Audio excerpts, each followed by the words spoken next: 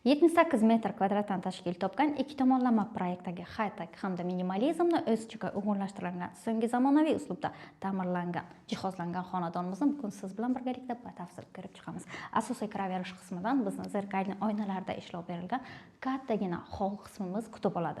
Xonadonimizga dekor uslublarda alohida ishlovlar berilgan, TV zonalarimiz taxlab qo'yilgan.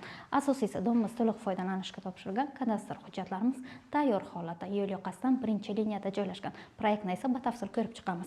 Kattalar yotoqxonasi, kuxnya, umumiy holatdagi sanuzol, kladovый, asosiy mehmonxona qismimiz. Ko'rishni asosiy mehmonxona qismidan boshlaymiz. Ichki eshiklarimiz zakaznoy MDF, oyoqdagi to'liq laminat holatda. Xonadonimizga italyanskiy atachanta uslubida ta'mirlar berilgan. Duxkonturni kotellarimiz o'rnatilgan, turetskiy radiatorlarimiz o'rnatilgan, derazalarimiz 2 qavatli Aquaplast romlardan. Manzilimiz Buxoro shahar, Saxirni bolnitsa chorrahasi yo'l yoqasidan birinchi liniyada joylashgan, umumiy holatdagi sanuzol qismi pastdan tepagacha to'liq kafil qilingan, qo'shimchasiga ariston mavjud. Ikki tomonlama proyektdan tashkil topgan xonadonimizning yotoqxona qismi.